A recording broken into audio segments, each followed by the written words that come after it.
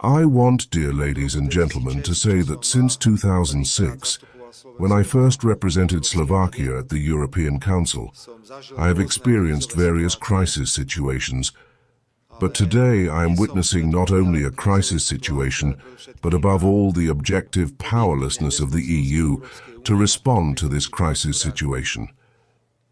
Several factors have converged here, because, on the one hand, we want to increase competitiveness, which requires expenditure. And on the other hand, there is still an interest in helping Ukraine, which requires expenditure. And then there is the war conflict in Iran and the surrounding areas, which means additional expenses for us, because if we consider how much more we have already paid for fuel just during the period of the conflict in Iran, this sum is already higher than 6 billion euros. All of this, when combined, creates an extraordinarily explosive mixture. And I am not surprised that at yesterday's Eurozone meeting in the presence of ECB representatives, it was clearly stated that we must expect that interest rates will rise. We must expect that inflation will rise. We must expect that there will be further pressure to reduce the economic performance of the European economy as such. These are not my words. These are the words of the highest representatives of the European Central Bank. It was even stated that even if the war in Iran ended tomorrow, it would take several months for things to return to some sort of normalcy. This morning I saw some outputs, among other things, claiming that Slovakia supposedly blocked a loan for Hungary. Well, you know that's not true. I think things need to be called by their right names, but I understand that these intentions, this malice, is only aimed at further increasing the tension within Slovak society, because I understand that there is also a part of the Slovak population that looks at Ukraine differently than I do, or the generation of people who subscribe to the policies I advocate. The European Union, in the format of so-called enhanced cooperation, decided in the past on a 90 billion loan for Ukraine. It concerns military loan, because a substantial part of these funds, 60 billion, is to be used for armament purposes, and 30 billion is to be used for the functioning of Ukraine as such. When approving this loan, 3 countries refused to participate in the loan and will not incur any financial costs associated with this loan. And these countries were the Slovak Republic, the Czech Republic, and Hungary. So, only 24 countries in the extended cooperation agreed to provide a loan to Ukraine.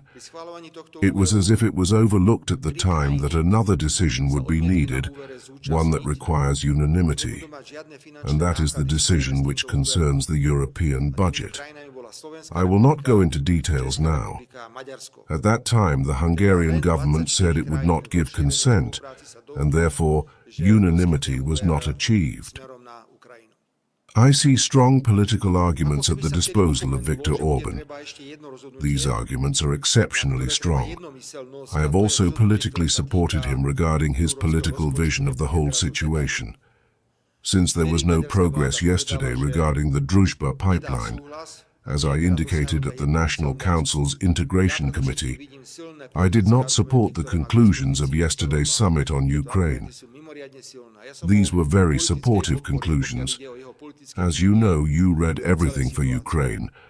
I refused to support it, so yesterday's conclusions were essentially accepted or supported only by 25 member states, without Slovakia and without Hungary.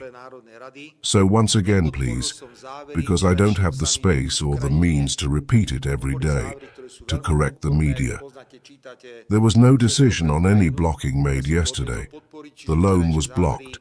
We did not vote yesterday on the conclusions concerning Ukraine, and we did not move forward at all in the case of unblocking, nor in the case of the Druzhba pipeline. When I watched President Zelensky's speech yesterday, because he was not directly present at the meeting and dealt with it through video, I got a feeling that if anyone is running the EU here, it's Mr. Zelensky. Whatever he asks for, he gets. Whatever he refuses without any pushback from the European Union. All kinds of things you published, all kinds of things you write. No monitoring committee visited Brody. There's nothing there. Nothing.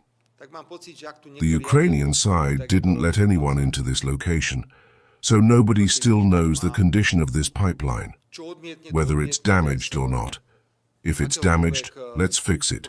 We offer technical assistance. The EU offers technical capacities, and for that I thank the Commission, which offers financial capacities.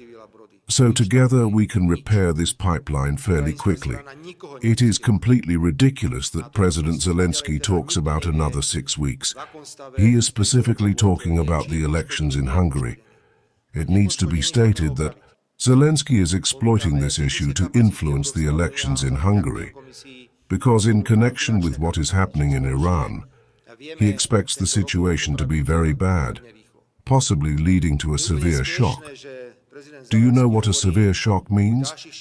A severe shock is an extremely unfavorable situation, not only for the industry but also for the economy, and especially for the citizens.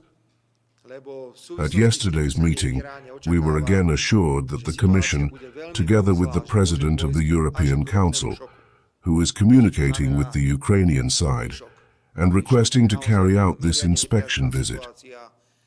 I have a feeling that Zelensky is playing cat and mouse with them, doing whatever he wants with them. The fact is that he hasn't budged an inch, and he continues to significantly harm Slovakia economically, similar to Hungary. He has already harmed us with the gas pipeline, where we lost transit fees, and now in the case of the oil pipeline, you know that we have an oil emergency. We are making various serious decisions. And if we combine this with what is happening in Iran and the surrounding region, then the situation is worse than serious. I think using this phrase, worse than serious, is certainly appropriate. I understand that Zelensky is not in a good position. He is in a war. But it is not possible to have such a degree of ignoring and disrespect towards the European Union as he shows, and expect our only duty to be to accommodate him. I do not consider it right that the President of the European Commission said that no matter what, Ukraine will get 90 billion. It's as if she directly told Zelensky to forget about Druzhba. Don't worry about Druzhba. Don't worry about the pipeline, because you will get 90 billion anyway.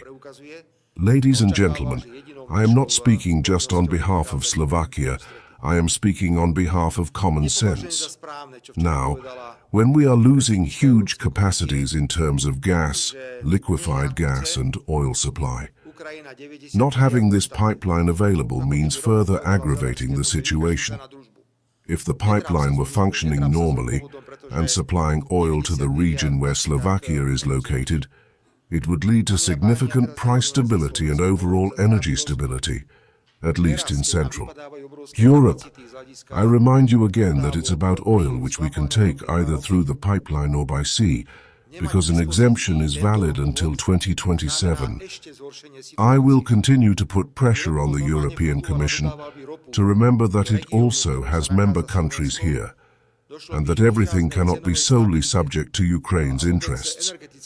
Despite the degree of obsession against Russia, which dominates within the spaces of the European Union, I am for rational, pragmatic relationships with everyone. Now, it appears that the entire European Union is like a post in the fence. We are not talking with the Americans, not even informing them if they attack Iran. With Russia, there are such relationships as they are. With China, relationships are as they are. We have no tools.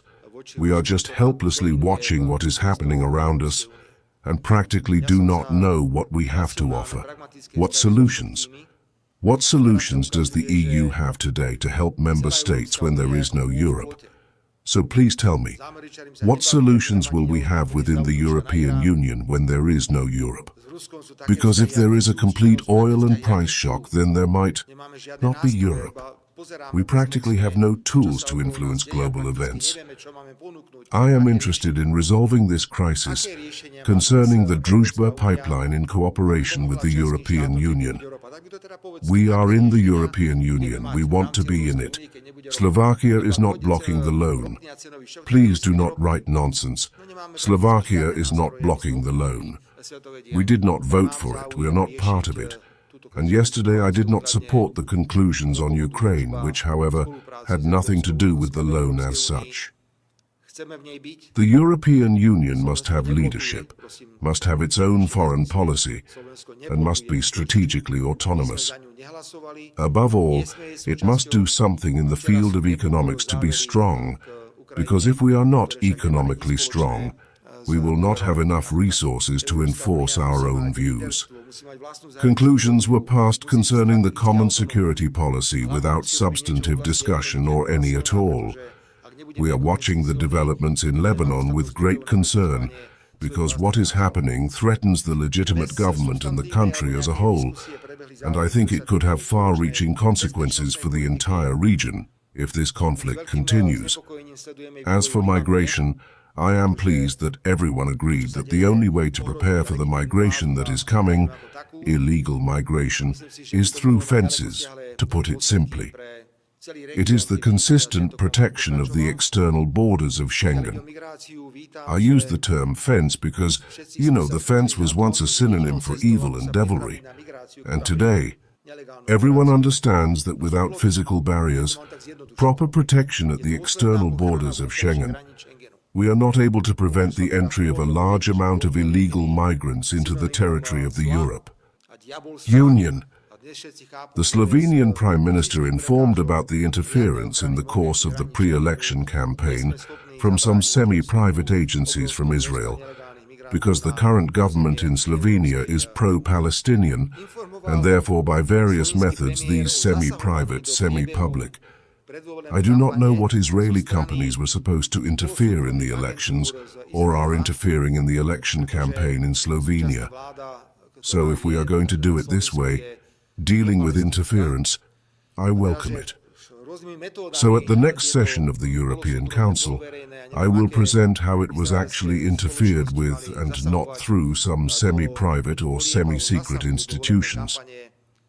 The UK Ministry of Foreign Affairs paid a company, and this company paid actors, influencers and activists in Slovakia to benefit the progress of Slovakia in 2023 and influence the elections. There can't be a clearer example. So if the EU wants to integrate these stories into their conclusions, we will offer them a textbook example of interference in the pre-election campaign for the benefit of a progressive Slovakia in 2023. It's an interesting approach that we even dealt with this at all. The revenue we give to the Russian Federation for that oil and gas, together, make up 0.2% of all the revenue that Russia has from mineral wealth.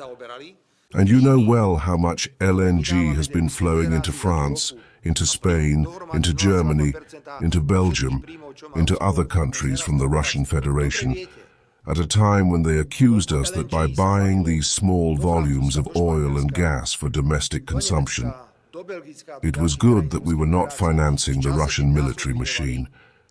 I am for the diversification of resources.